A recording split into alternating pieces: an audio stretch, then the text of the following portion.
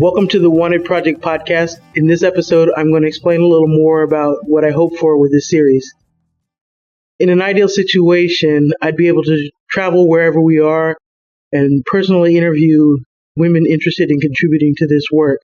I'd love to produce this in such a way that each episode had high quality footage and was like a mini documentary. Because the better we do this, the more women we'll reach. And I think it's important that we know we're not alone. We don't need to be isolated, and actually we're a pretty fun and interesting group. I think quality-wise, the best bet short of getting to actually film everybody individually is that people film themselves or have a friend do it, and then send me the material and I'll do my best to edit it together.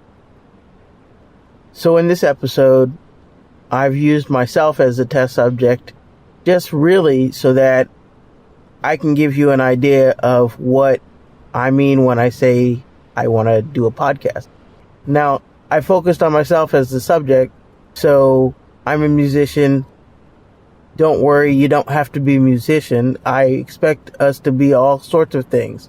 It doesn't matter if you're a student or a rocket scientist, and we have one of those.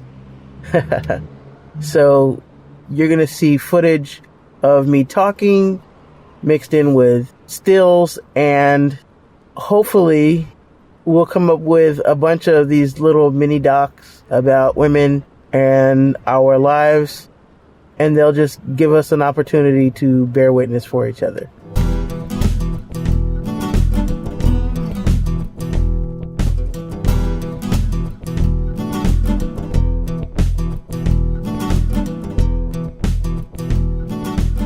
Hi, my name is Nedra. I'm a singer-songwriter, and I am an openly lesbian singer-songwriter, which is not exactly a good career move in case you're wondering.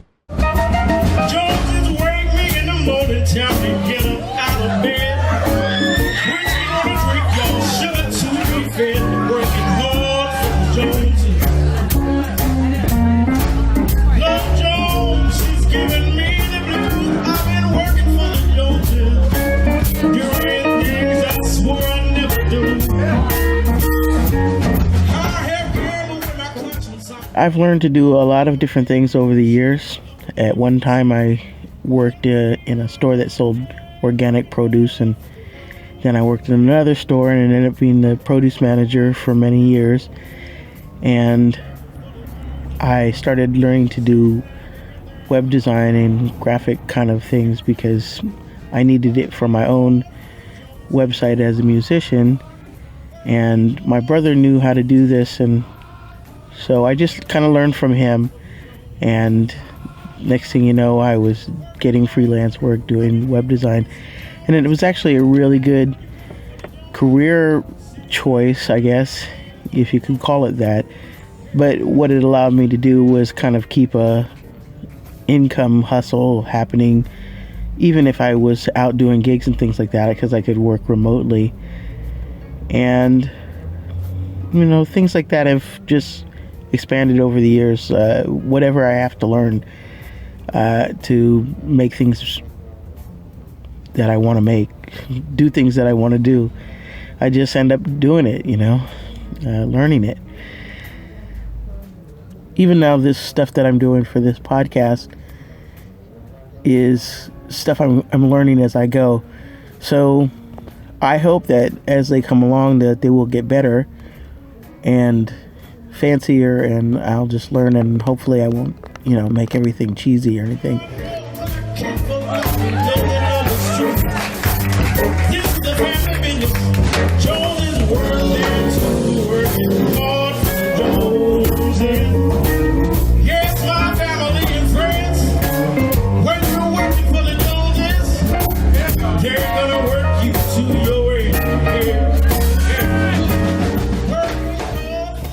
I was talking to a friend last night about it, and she was saying, that's what lesbians do. We sort of just learn as we go and make our own thing. So that's how I'm learning what I'm doing.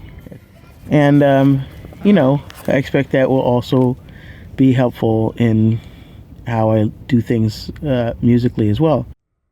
I live in New York. I spend a lot of time with my partner of 12 years and our dogs. We love to travel. Music's taken me all over the world.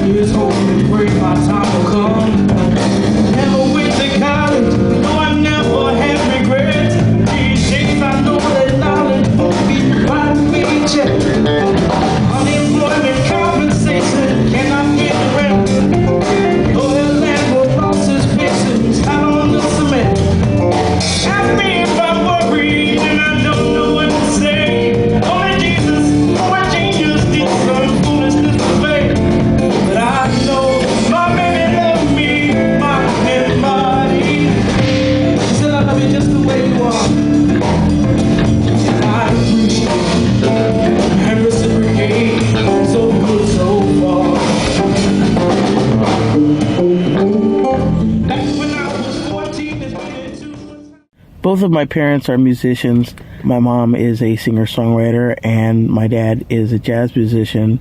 I wanted to play tuba when I was a kid because that's what my dad played, and I love the tuba. So that is actually one of the instruments I play, and I have a band called Fat Bottom Girls. It's 4 tuba players and a rhythm section, all women. Sometimes I play also with just a rhythm section, bass guitar and drums. I play guitar myself in that. I started out as a bass player, and I ended up picking up guitar because it was just practical, really. I started having problems with my hands for a little bit and thought it might be carpal tunnel, so I just took a break from playing at all, and while I was in that break period, I started plucking around on the guitar because it's a lighter string and it seemed a little easier on my hands. It's also a little more practical for solo gigs. And so I kind of developed my own style of playing, and that's been good.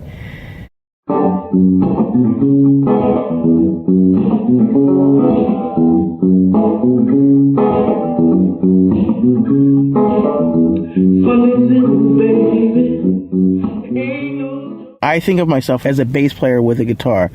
I don't really think of myself as a guitar player. In fact, I feel really underqualified when anybody asks me to do anything on guitar because I really just know how to do what I know how to do.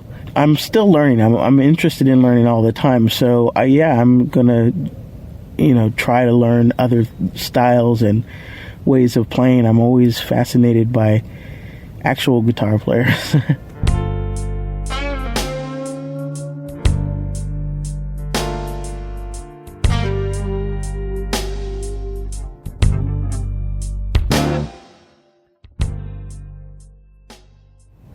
Having grown up knowing tuba as a very cool instrument in my house, I always thought it was great.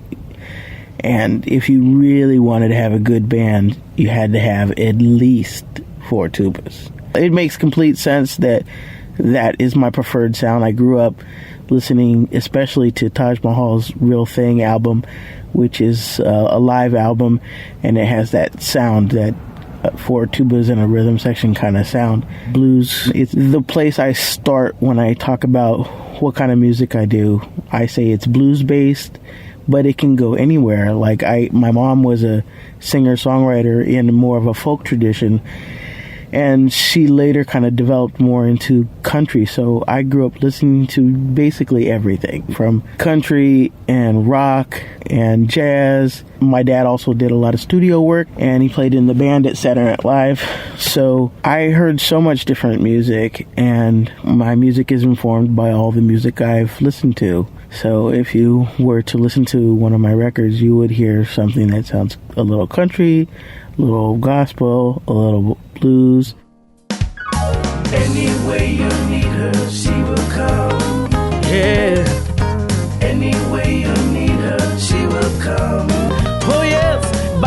intentions of your heart. Know that you can call on God, and any way you need her, she will come. A lot of people think women's music, if you play women's music, that's folk music. It's just music by women. So what I do, I consider women's music. Here's the thing about lesbian folk singers and that sort of stereotype that women's music has. It's really the people who did solo performance that could survive as artists in a way that a band really couldn't, because you have to get 5 people to agree to sleep on people's couches and or do house concerts and church basements, and you can't get 5 people to agree to that. So bands didn't survive in the way that solo artists survived, but there were all kinds of artists. Women's music is limitless in what kind of sound it could be.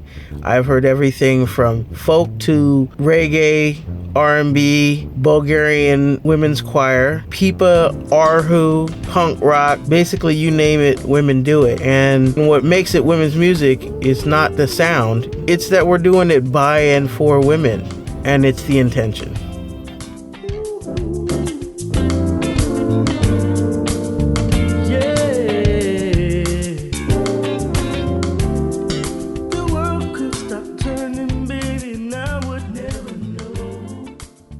Thank you for listening to this episode of the Wanted Project podcast. I hope it gives you a better idea about how you can participate. I'm going to put some kind of link on the website that will explain more in detail how you can submit content to be included in a future episode.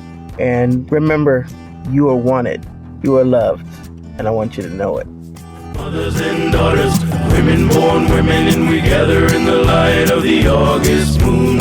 Amazon women, and we're out in the woods, and we heal by the light of the August moon. Deaf women, hearing women, dancing in the light of the August moon. Girls and women in the Michigan woods, and we love by the light of the August moon. First time I came to festival, learned I'd always been afraid.